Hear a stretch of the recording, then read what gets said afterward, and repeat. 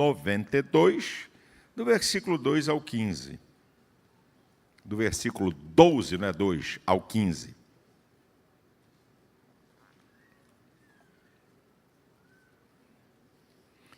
Diz o texto da palavra: o justo florescerá como a palmeira, crescerá como o cedro no Líbano. Os que estão plantados na casa do Senhor florescerão nos átrios do nosso Deus. Na velhice ainda darão frutos, serão viçosos e florescentes, para anunciarem que o Senhor é reto, e Ele é a minha rocha, e nele não há injustiça. Eu quero trazer uma palavra para você sobre uma verdade. O que você é determina a sua história. O que você é determina a sua história. Aqui numa pequena introdução, nós somos resultados, eu e você, somos resultados das nossas escolhas, decisões e atitudes que vão determinar a nossa história. Na verdade, tudo na vida tem um preço a pagar. Seja para lugares altos ou para lugares baixos, você vai pagar um preço. E na vida espiritual não é diferente. Seja para uma vida de santificação, ou uma vida frutífera, ou seja para uma vida de pecado. Inclusive, o pecado tem pagamento. Romanos 6, 23 diz que o salário do pecado é a morte. Salvação não tem pagamento, porque pagaram por nós. A continuação do texto diz que o dom gratuito de Deus é a vida eterna. Né? O salário do pecado é a morte. Mas a salvação, né, é o dom gratuito de Deus. Ele pagou o preço. Eu e você temos que cumprir princípios. Mas você não paga preço por salvação. E não se esqueça, porque essa questão de que o que nós somos determina a nossa história, eu gosto de avivar a memória do povo de Deus, daquilo que Jesus falou, que é muito importante, muitas vezes a gente não dá uma atenção devida, em Marcos 4, do versículo 26 ao 28, que ele diz que o reino de Deus é comparado a um homem que lançou a sua semente na terra e foi dormir, ou levantando-se de noite e de dia, sem saber como aquela semente germinou e frutificou. A terra, eu acho isso aqui muito interessante. A terra por si mesma, frutifica. Primeiro a erva, depois a espiga e, por fim, os grãos sobre a espiga. Olha o que Jesus está falando. O que você planta, naturalmente você vai colher. É o que Jesus está dizendo. E ele está dizendo, então, que o reino é movido por essa lei. E a nossa vida também. Por isso que eu coloquei como tema, o que você é, determina a sua história, porque minhas decisões, escolhas e atitudes, que é a minha semente, vai determinar a colheita da história da minha vida. O texto que eu acabei de falar está falando do justo, suas características e o resultado dessa vida. Isso é, quais são as características de um justo, segundo a luz da Bíblia? E qual o resultado? Por isso que o que você é determina a sua história. Então vamos ver as características do justo. A primeira, baseado lá em Jó, que é um exemplo de um justo. Jó, capítulo 1, versículo 1. Havia um homem na terra de Uz, cujo nome era Jó. Esse homem era sincero, reto, temente a Deus e desviava-se do mal. Então, características do justo: reto, íntegro, honesto, faz tudo para evitar dano a pessoas. Uma outra característica: teme a Deus, isso é, se submete a Deus, e quem teme a Deus obedece à palavra de Deus, porque é impossível você dissociar temor a Deus com obediência, você não dissocia isso. Se você teme a Deus é porque você obedece a sua palavra, se você obedece a sua palavra é porque você teme a Deus e porque você reconhece a soberania de Deus sobre a sua vida.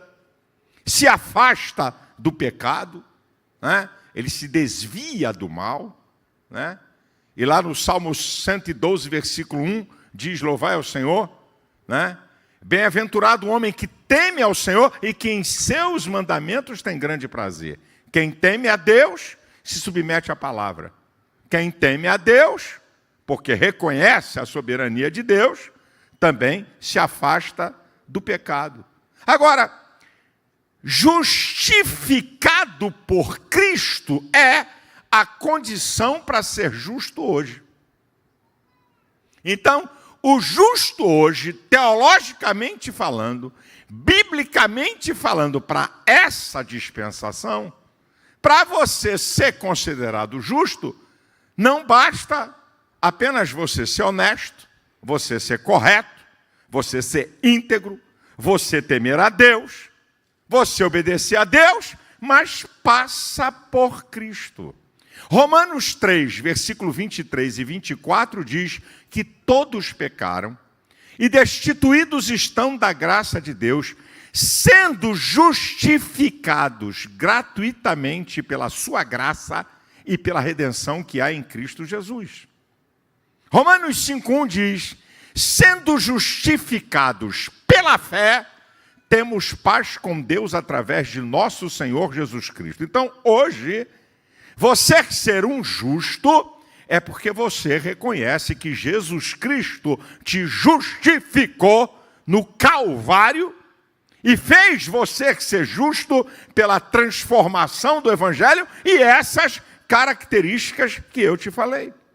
É esse que é o justo, aquele que teme a Deus, que se submete a Deus, que tem uma vida íntegra, que se afasta do pecado e que tem Jesus como o Senhor da sua vida.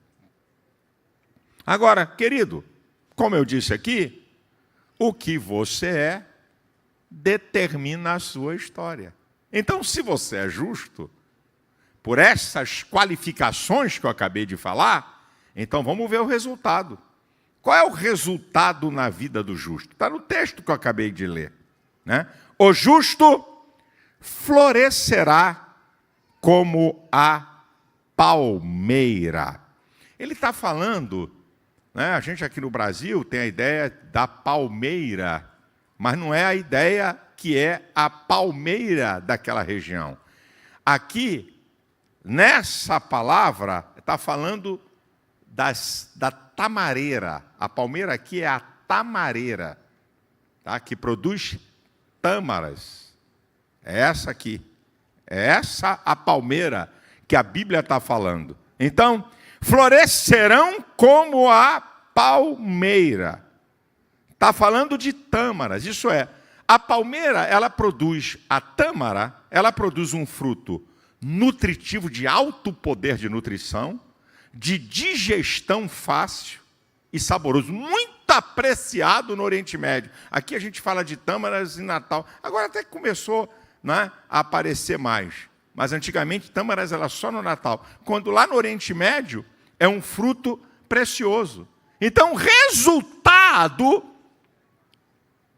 do justo é que ele vai florescer como a tamareira, como a palmeira. Isso é, ele vai produzir coisas boas.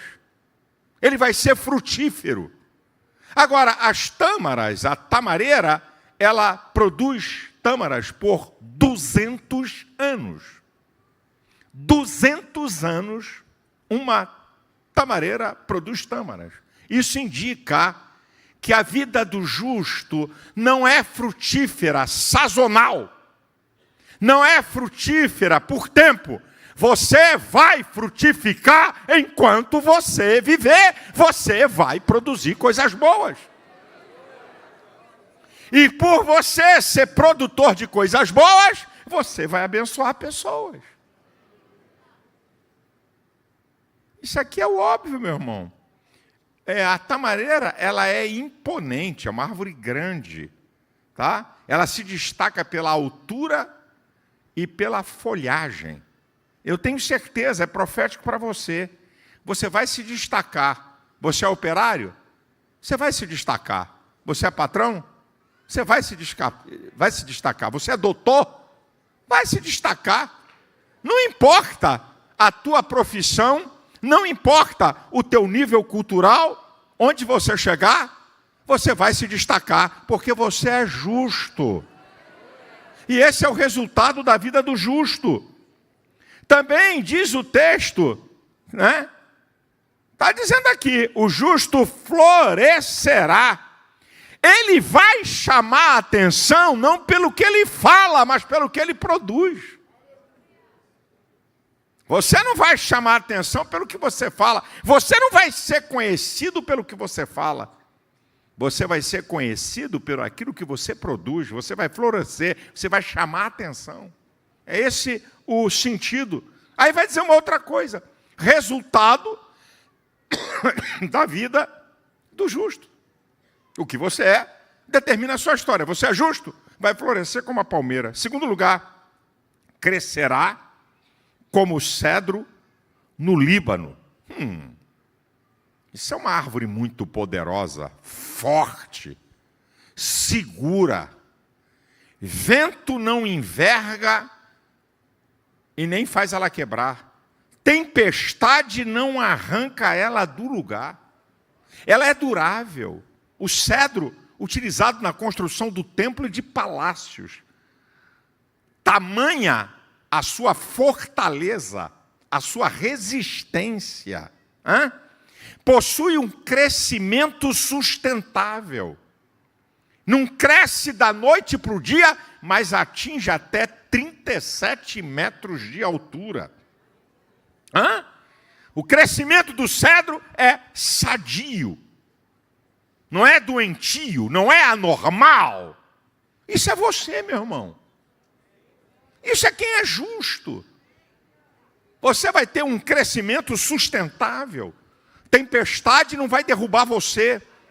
Tempestade não vai quebrar você. Tempestade não vai te danificar. Agora, sabe o que eu vejo hoje? Aí eu tenho que falar, né, minha gente? O cara se converte hoje, amanhã quer ensinar. Não quer crescer. Quer nascer grande. Não dá para nascer grande. Anomalias. Nós estamos vendo hoje anomalias na igreja. O cara se converte hoje, amanhã quer ensinar. Eu nunca vou me esquecer de uma experiência que eu tive. Na época, famoso, Jesse Valadão entregou a vida a Cristo. Aceitou a Jesus. E eu gravava no estúdio dele, quando ele era da pesada.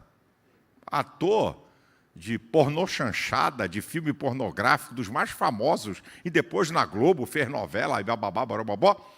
E ele tinha um estúdio de televisão, eu falava com ele de Jesus, lancei umas sementezinhas lá nele.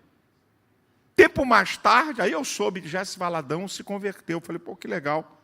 Um dia eu estou na ponte aérea, eu pregava na igreja do Jabes, não era pastor, era evangelista, e fazia o culto da vitória quarta-feira. Aí eu estou sentado no banco, lendo o jornal, naquela época, jornal papel.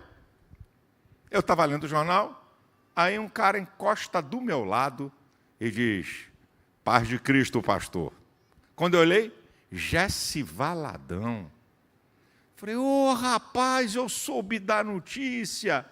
Caramba, quando eu gravava lá no teu estúdio, já não gravava mais lá, eu já tinha equipamento nessa época, que ele se converteu. Ele falou, pastor, eu me converti, que conselho o senhor me dá?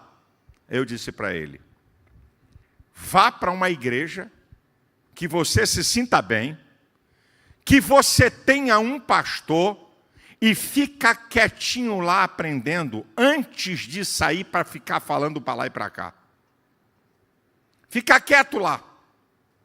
Porque senão você vai crescer de maneira errada.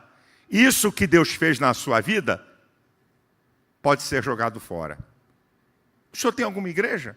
Eu falei, tem. Pastor Jabes de Alencar no Bom Retiro. Bem, fim da ópera. Ele foi ser membro do Bom Retiro. E ele morreu lá como membro da Assembleia de Deus do Bom Retiro. Acatou o que eu falei. Depois de muito tempo, ator, uma mente brilhante, ele, né, como ator, guardava texto com a maior facilidade, o cara tinha o dom de falar, aí ele saiu, trouxe ele aqui, naquela época, dando testemunho. Depois de um tempo, eu falei, fica quietinho lá para aprender. Queridão, isso é um princípio. Quem vem para Jesus nasceu de novo. Então, tem que participar de um crescimento. Entregou a vida a Cristo?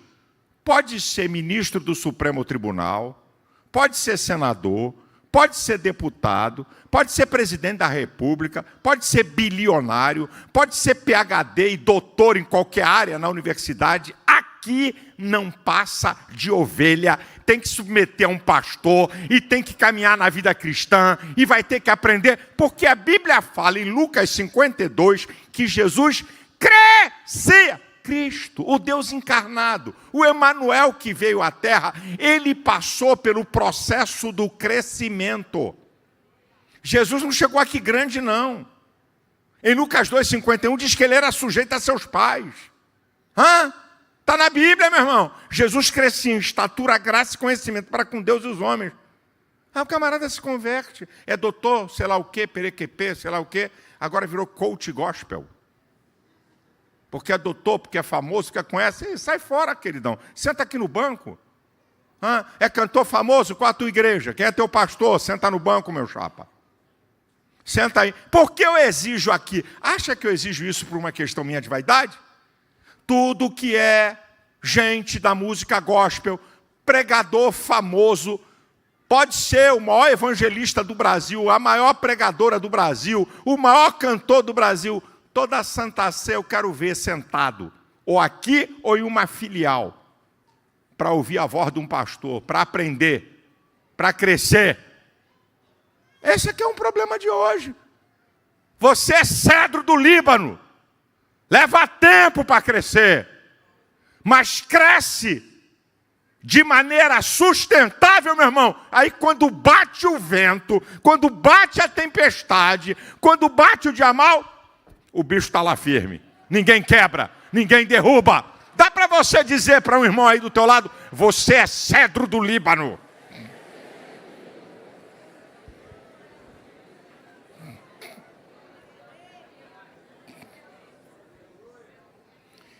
Isso aqui é o resultado do justo. Você é palmeira. Quando a Bíblia fala da terra que mana leite e mel, é mel de tâmaras e leite de animais.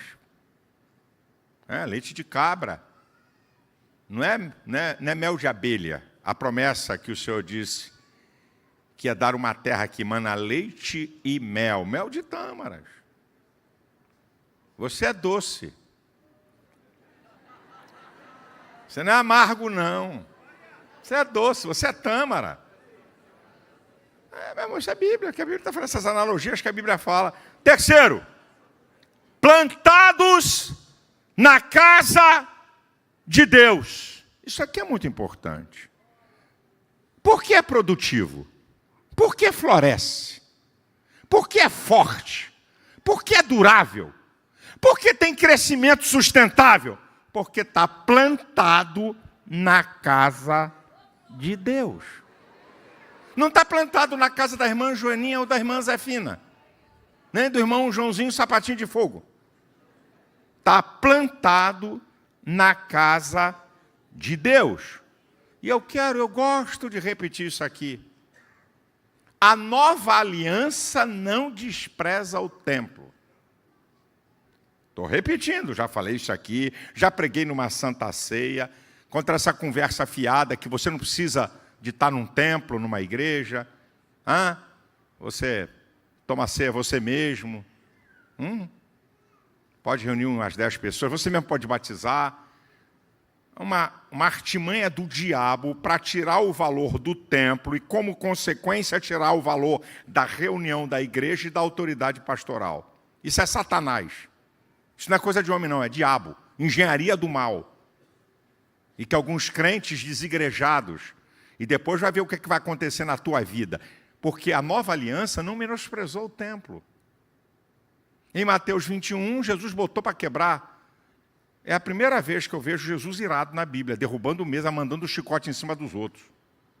Vocês estão fazendo a minha casa lugar de covil de ladrões, a minha casa será chamada casa de oração. E olha o destaque que Jesus dá, em João 18, 20 e 21, quando Jesus está diante do sumo sacerdote, no seu julgamento, olha o destaque que Jesus vai dar. Eu ensinei a vocês todos os dias no templo e nas sinagogas. Jesus ensinava em tudo que é lugar, mas olha o destaque que ele dá. Olha a prioridade que ele dá onde é que ele ensinava os judeus. No templo e na sinagoga. Atos 3, Jesus tinha sido assunto aos céus, o Espírito Santo já havia sido derramado. E Pedro e João subiam ao templo na hora da oração. Não menosprezaram o templo. Atos 22, 17. Mais de 20 anos depois do Pentecostes, Paulo, quando chega a Jerusalém, vai para o templo orar, e ali tem até arrebatamento. Como é que vem com essa conversa que o templo não tem mais valor? Que a casa de Deus não tem mais valor? Agora, deixa eu dizer para você, 5 marcas de quem é plantado na casa de Deus. Vou até beber um pouquinho d'água. Porque se você é justo, você floresce como a palmeira, você é como o cedro do Líbano, você é plantado na casa do Senhor, e eu vou te dar 5 marcas, porque tem gente que acha que não tem problema vir à igreja, se vem ou não vem, isso é bobagem. Sou domingueiro de carteirinha. Podia até vir um dia de semana, mas tanta coisa. Eu vou te mostrar para você 5 marcas de quem vem. De quem vem não, de quem é plantado na casa de Deus. Primeiro, vamos para o Salmo 27, versículo 4. Na abertura do Salmo. Uma coisa pedi ao Senhor e a buscarei, que eu possa morar todos os dias na casa do Senhor. Ele não apenas pede, mas ele busca. Isso é, ele tem uma atitude prática de querer, de desejar estar na casa de Deus. Eu vejo hoje muitos crentes que desejam de estar em muito lugar, menos na casa de Deus. Davi desejava estar todos os dias na casa de Deus. E se você acha que ele era um rei desocupado, ele tinha um exército de 1.570.000 homens. Só uma brincadeirinha para ele cuidar. Um reino poderosíssimo. Então, ele deseja. Buscar é a prática. Não apenas eu desejo. Desejo é uma vontade. Vontade daí passa. Eu desejo, mas eu busco. E eu peço até ajuda a Deus para isso acontecer. Eu estou desconfiado, não é aqui não, mas eu estou desconfiado que tem lugar por aí que os crentes parecem que vão para a igreja puxado. Estou desconfiado que deve passar um anjo na porta da casa do cara e dizer assim, se não for para a igreja hoje, ok? Vou voltar, hein? Outros parecem que vêm para a igreja com 2 bolas de ferro, igual aqueles filmes épicos medievais. Uma bola de ferro numa perna e outra bola de ferro na outra perna, e o cara vem para a igreja, só volta vem assim,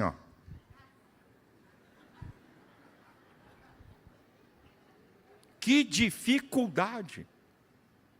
O salmista no Salmo 122 diz, alegrei-me quando me disseram, vamos à casa do Senhor. troca a casa de Deus pelo jogo do Flamengo, troca a casa de Deus pelo jogo do Botafogo, troca a casa de Deus pelo jogo do Vasco, troca a casa de Deus pelo jogo do Fluminense, troca a casa de Deus por um filme. Troca a casa de Deus por qualquer coisa. O salmista no Salmo 84, versículo 10 diz: vale mais um dia nos teus átrios do que em outras partes 1000. Preferiria estar à porta da casa do meu Deus do que nas tendas da iniquidade. Uma marca de quem é plantado na casa de Deus é que tem prazer de estar aqui. Eu não vim aqui obrigado. Oh, meu Deus, que privilégio! Eu estou na tua casa, esse lugar consagrado a prestar culto a Deus. Esse lugar que a igreja do Deus vivo reúne. Essa aqui é a primeira marca.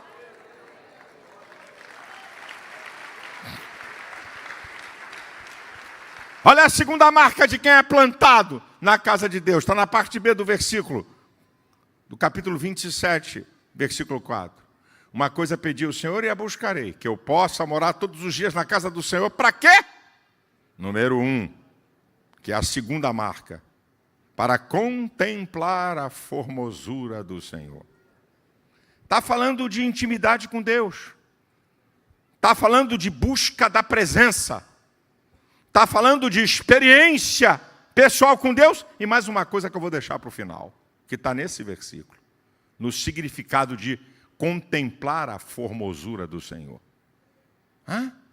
Então quem vem à casa de Deus e é plantado na casa de Deus, ele tem o prazer de buscar a presença, de querer a presença, de querer ter comunhão com Deus. Gente que vem para a casa de Deus e traz até pipoca. Só faltou o Guaraná. Sabe? Bala. Entrega o telefone celular ou o iPad para o filho ficar brincando. Ou então ele fica no telefone celular dentro da casa de Deus.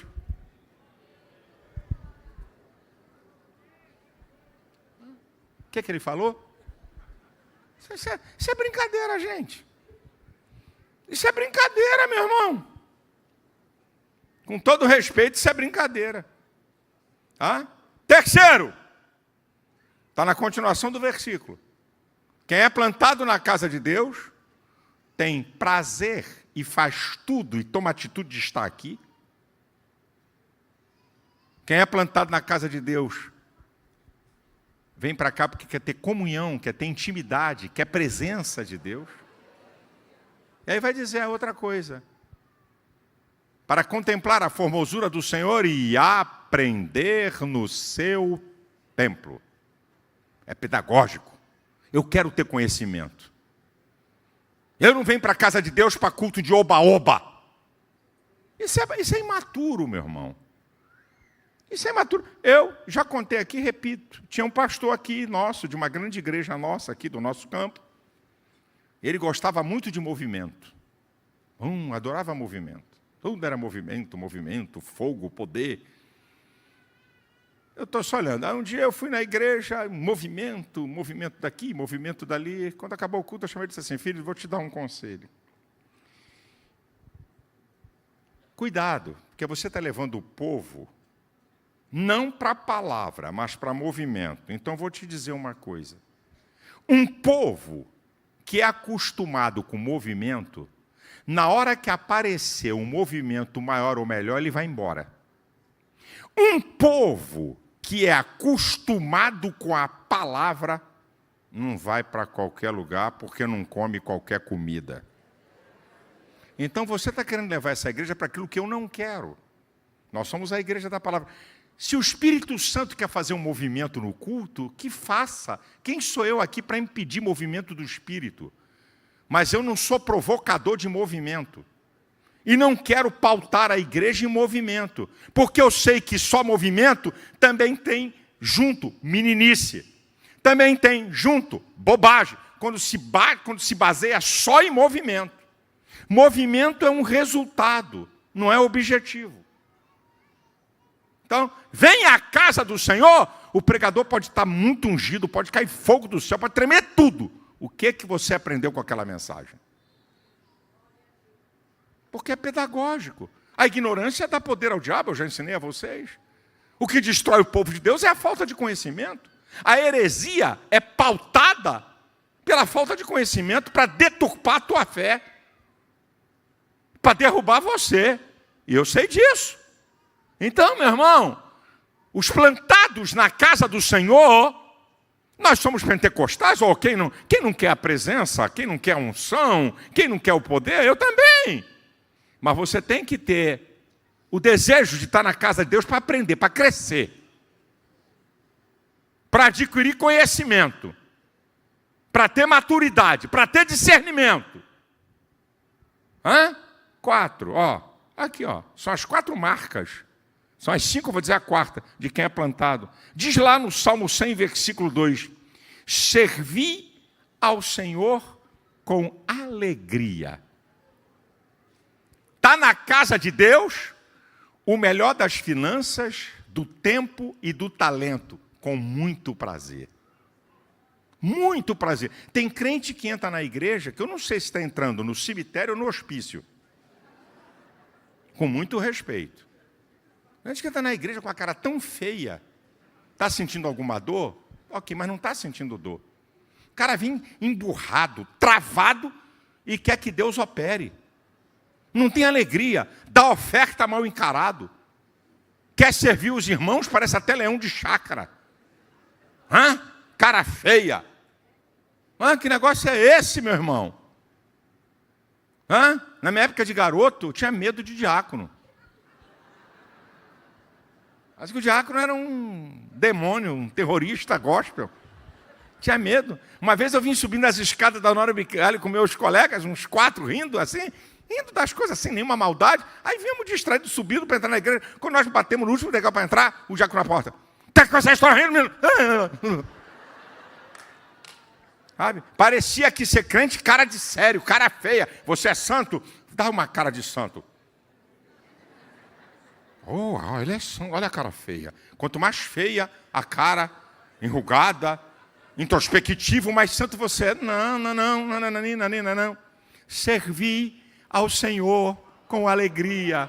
Que bom que eu estou na casa de Deus prestando um culto a esse Deus maravilhoso que cuida de mim.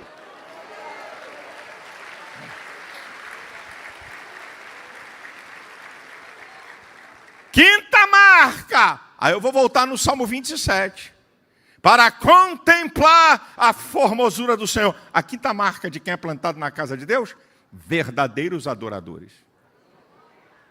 Plantado na casa, verdadeiro, está falando de adoração. Para contemplar a formosura do Senhor.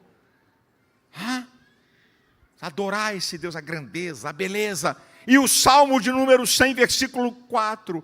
Entrai pelas portas dele com louvor, em seus átrios com hinos e cânticos, louvai e bendizei ao Senhor. Não é entrar aqui murmurando, não é entrar aqui falando mal da vida dos outros, não é entrar aqui de cara feia. Entrai pelas portas, botou o pé nessa porta, é glória a Deus, é aleluia, Ele é santo, Ele é grande.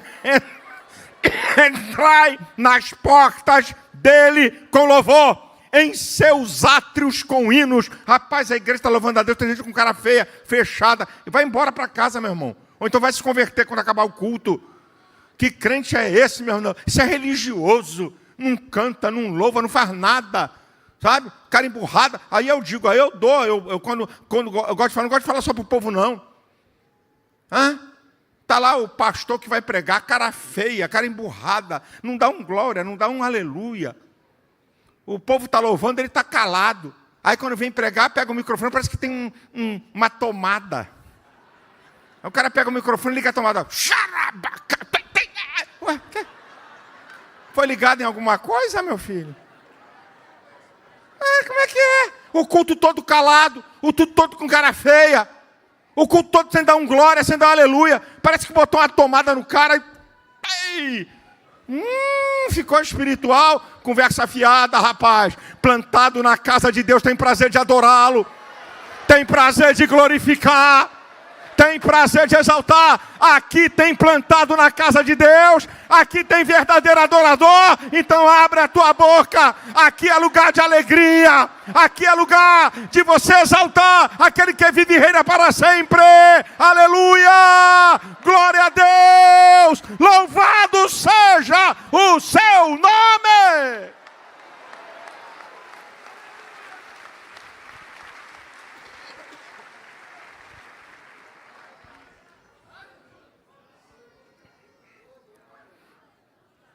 Aqui, ó, as 5 marcas de quem é plantado na casa do Senhor. O resto é conversa fiada, é farofa. Agora, eu só vou deixar um alerta, cuidado.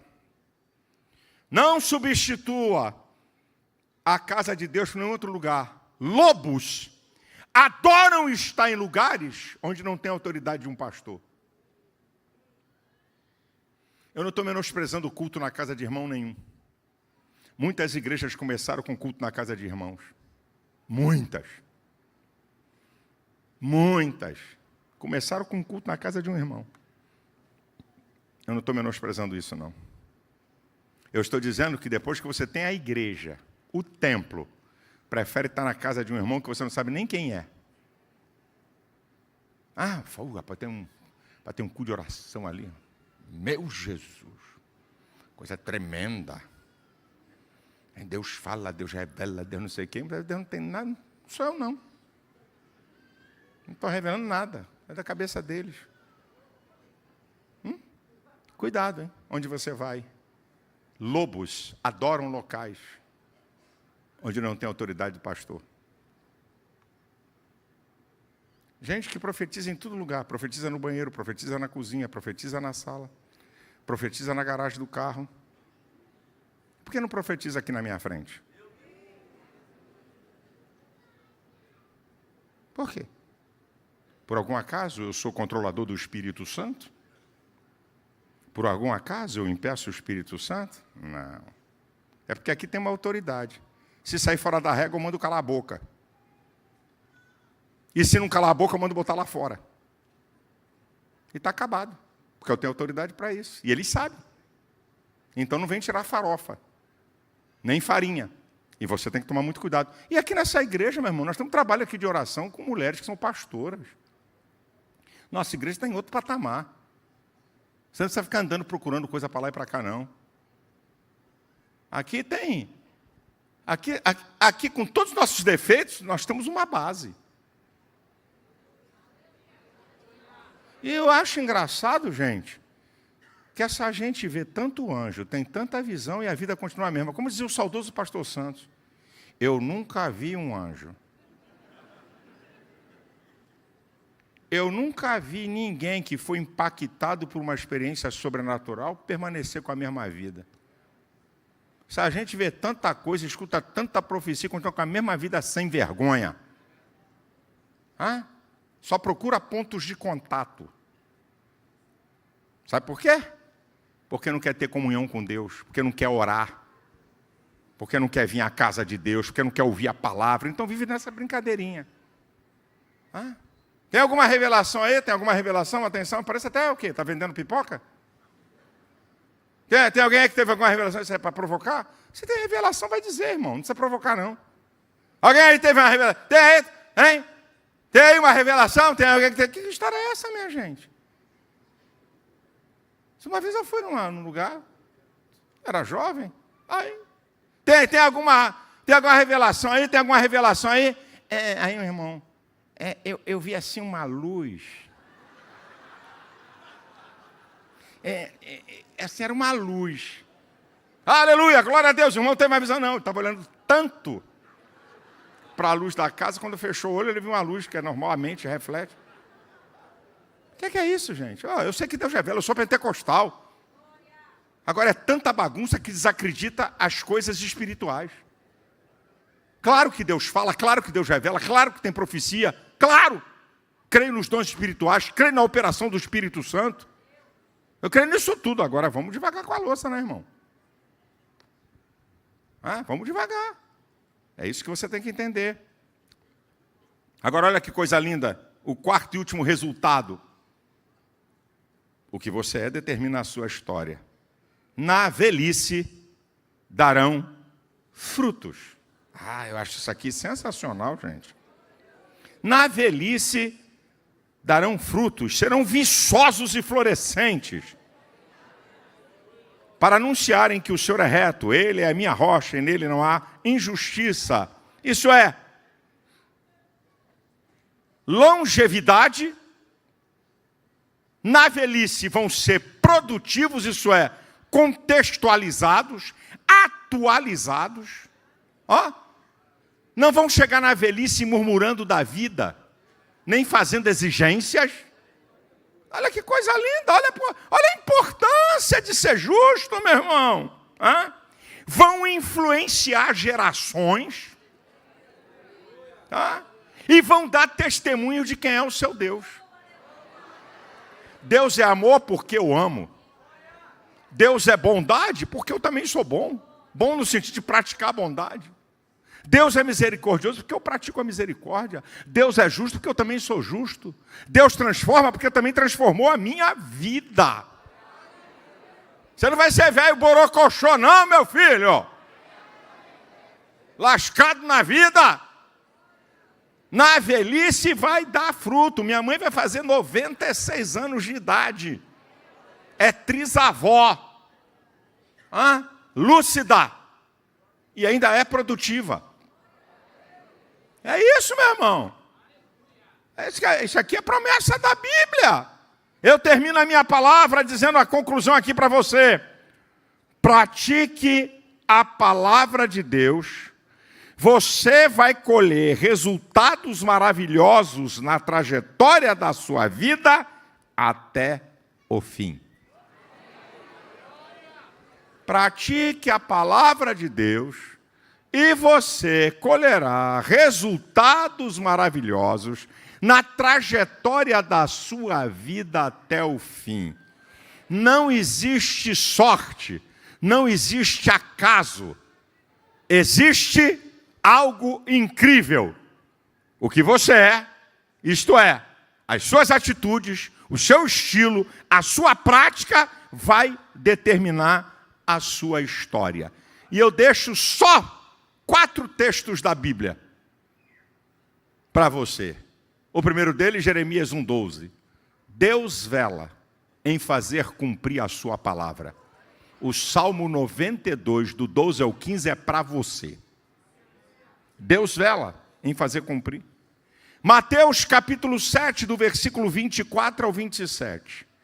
Todo aquele que escuta as minhas palavras, compará-lo-ei ao homem prudente que edificou a sua casa sobre a rocha.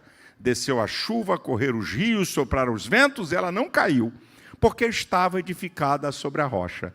Todo aquele que escuta as minhas palavras e não as pratica, assemelhar-lo-ei ao homem imprudente que edificou a sua casa sobre a areia. Desceu a chuva, correram os rios, sopraram os ventos, e foi grande a sua ruína. A questão é, se você quer praticar a palavra ou não quer praticar a palavra, é que vai determinar a sua história. Gálatas 6,7 diz, tudo que o homem plantar, ele vai colher. O que planta na carne vai colher corrupção. O que planta no espírito vai colher a vida eterna. O que você é determina a sua história. E o último texto, que é Provérbios 23, versículo 17 e 18. Não tenha inveja do ímpio. Se no temor do Senhor todo dia haverá um bom futuro para você e a sua esperança não vai faltar. Eu estou falando com justos aqui essa noite? Tem justos aqui? Tem gente para florescer como a palmeira? Tem gente como o cedro do Líbano? Tem gente aqui plantado na casa do Senhor, que tem prazer de estar aqui, que não se sente obrigado e que faz tudo para estar na casa de Deus? Tem gente aqui que na velhice vai ser produtivo. Deus vos abençoe em nome de Jesus. Nós vamos a ceia em 2 etapas. A primeira é o pão, depois nós vamos para o vinho, uma de cada vez. E vamos celebrar essa que é a maior festa da igreja, que é a Santa Ceia, para você dar glória, dar aleluia, louvar a Deus. Que privilégio participar desse ato determinado por Jesus. Aleluia. O Senhor Jesus, na noite em que ele foi traído, tomou o pão e, tendo dado graças, o partiu e disse: tomai e comei, este é meu corpo que é partido por vós, fazei isto